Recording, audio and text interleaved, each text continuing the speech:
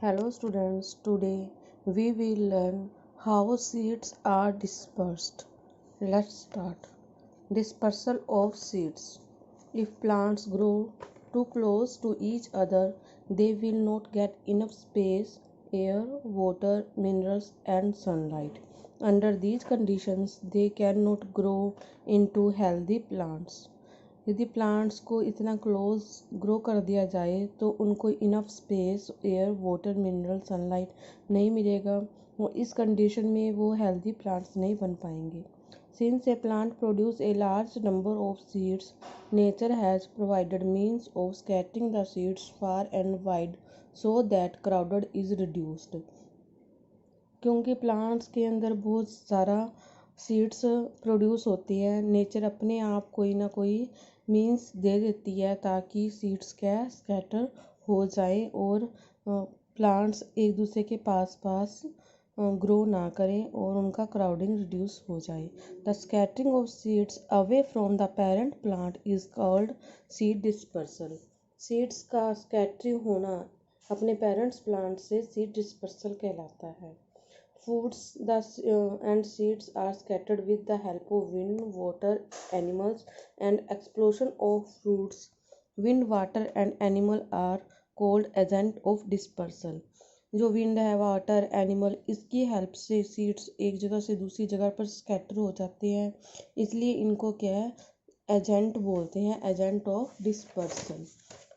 Next we learn about the wind dispersal. Wind से कैसे dispersal होता है। Seeds that are scattered by wind are usually small and light.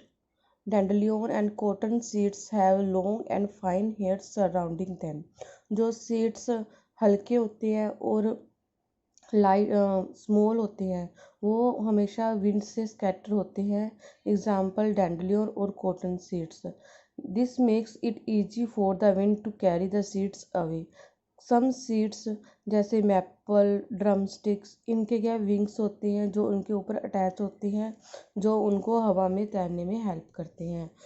Next water dispersal. Seeds of plants that grow in or near flowing water may be dispersed by water. जो पानी के आसपास seeds होती हैं वो पानी से वाटर से डिस्पर्सल हो जाती है।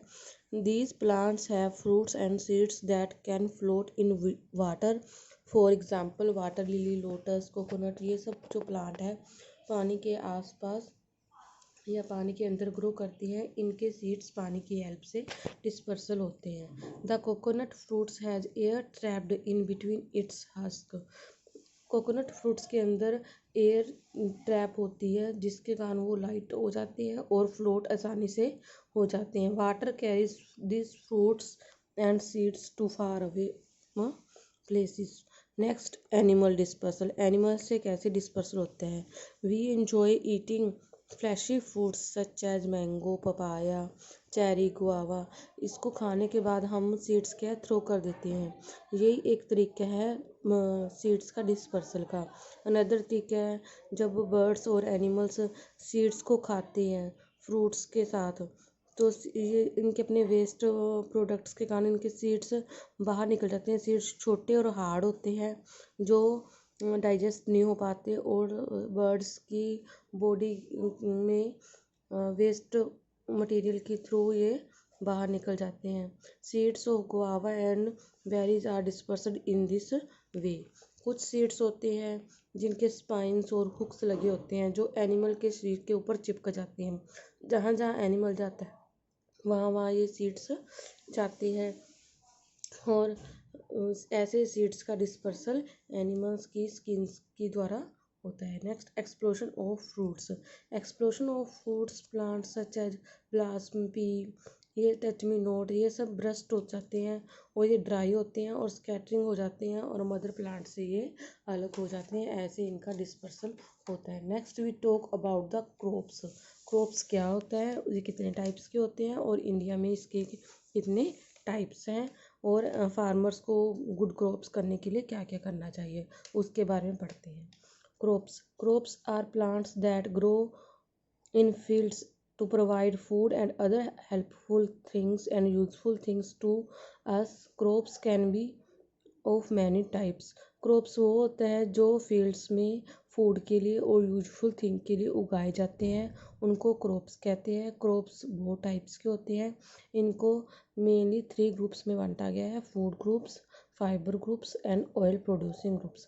फूड ग्रुप्स में आते हैं राइस, मेज, व्हीट, ये सब फूड ग्रुप्स में आते हैं जो हमें फूड देते हैं। फाइबर ग्रुप्स में जूट एंड हेम्प होते हैं। और ऑयल प्रोड्यूसिंग ग्रुप्स में आते हैं जिससे ऑयल मिलता है: पीनट, मस्टर्ड, ये लाइन सीड्स, ये सारे ऑयल प्रोड्यूसिंग क्रॉप्स में आते हैं। All crops need water, sunshine, air and good soil. सभी क्रॉप्स को एयर, गुड सॉइल और वाटर और सन चाहिए। However different crops grow well with different condition. ये डिफरेंट कंडीशन में डिफरेंट क्रॉप्स ग्रो करती है। एग्जाम्पल के लिए जो कोल्ड वाटर में है वो राइस ग्रो होता है, हॉट वाटर में राइस ग्रो होता है, कोल्ड वाटर में व्हीट ग्रो होता है। Bajra requires less water, grows well in sandy soil, but rice requires lots of water and grow well in clay soil. Tea और coffee grow best in field where water is not allowed to collect. That's way hilly areas में, असम में, दार्जिलिंग में, नीलगिरी में ये T और coffee मिलती है, क्योंकि वो वहाँ पर पानी के कलेक्ट नहीं होता है। उसी फील्ड में वो टी और कॉफ़ी ज़्यादा बेस्ट तरीके से ग्रो करती है। इंडिया में क्रॉप्स को 2 टाइप्स में बांटा गया है: समर क्रॉप्स और विंटर क्रॉप्स। समर क्रॉप्स में जो बांटा गया उसका अनदर नेम है खरीफ क्रॉप्स, और विंटर क्रॉप्स में नापा गया उसका अनदर नेम है रबी क्रॉप्स। अब समर क्रॉप्स के बारे में पढ़ते हैं। समर क्रॉप्स को खरीफ क्रॉप्स भी कहते हैं। राइस, मिलेट्स, मेज, ज्वार, बाजरा, कॉटन, जूट, हम, पीनट्स, ये एग्जाम्पल है खरीफ क्रॉप्स के। ये समर में ग्रो करते हैं। Onion, pumpkin, brinjal, ladies finger, spinach, tomato, garlic, ये सब एग्जाम्पल है खरीफ वेजिटेबल्स के। एंड मैंगो, मेलन, लीची, प्लम, एप्रिकॉट एंड पीच, ये एग्जाम्पल है खरीफ फ्रूट्स के। अब विंटर क्रॉप्स के बारे में पढ़ते हैं। विंटर क्रॉप्स को रबी क्रॉप्स भी कहते हैं। वीट, ग्राम, मस्टर्ड, ये एग्जाम्पल है रबी क्रॉप्स के। ये विंटर में ग्रो करते हैं। Cauliflower, carrot, radish, turnip, peas, beans, ये एग्जाम्पल रबी वेजिटेबल्स के हैं। एप्पल, बनाना, पोमोग्रेनेट, बेरी, ये रबी फ्रूट्स के एग्जाम्पल हैं। अब टू ग्रो गुड क्रॉप्स को ग्रो करने के लिए कैसे फार्मर क्या क्या करता है उसके बारे में देते हैं। To grow healthy crops and good yield from them, farmers have to keep the following in mind। Farmers को फ्लोइंग बातें क्या है ध्यान में रखनी चाहिए गुड क्रॉप्स को ग्रो करने के लिए। Number 1, the soil should be suited to the kind of crop grown and should be well prepared for preparing the fluffy।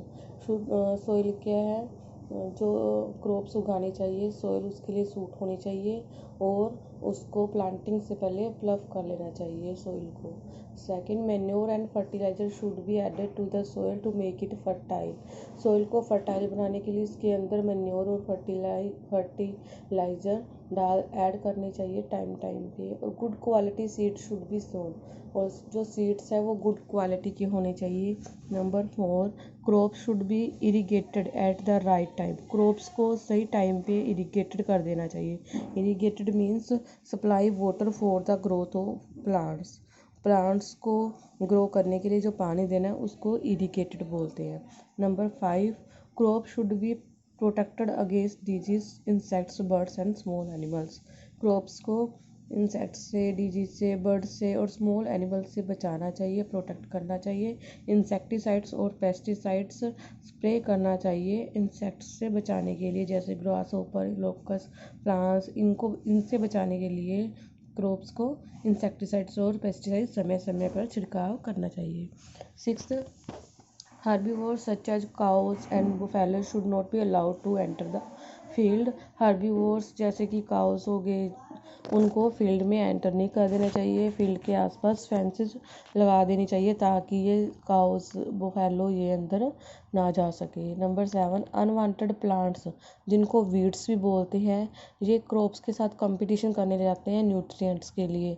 जो न्यूट्रिएंट्स क्रॉप्स को चाहिए होते हैं वो वीड्स लेने लग जाते हैं, इसलिए टाइम टाइम पे इन वीड्स को, अनवांटेड प्लांट्स को रिमूव करना चाहिए ताकि न्यूट्रिएंट्स क्रॉप्स को ही मिले। Number 8, the harvested crops should be protected from moisture. जो हार्वेस्ट क्रॉप्स होते हैं उनको मॉइस्चर से प्रोटेक्ट करना चाहिए। Pest and small animals such as rats and squirrels, और छोटे एनिमल्स, स्मॉल एनिमल जैसे रैट्स हो गए, इनसे भी बचाना चाहिए। मॉइस्चर क्या होता है? वाटर और लिक्विड प्रेजेंट इन और एन सब्सटेंस। जब वाटर और थोड़ा सा पानी किसी भी चीज़ पे लग जाता है तो वो मॉइस्चर होता है। They should be stored in a dry space और इन एयर टाइट कंटेनर। इनको एयर टाइट कंटेनर और ड्राई स्पेस पे स्टोर करना चाहिए। मॉइस्चर क्या है? हार्वेस्टेड क्रॉप्स को स्पॉइल कर देता है और उसके अंदर फंजाई और बैक्टीरिया लग जाते हैं। I hope you have enjoy my video. If you like it then subscribe and like please. Thank you.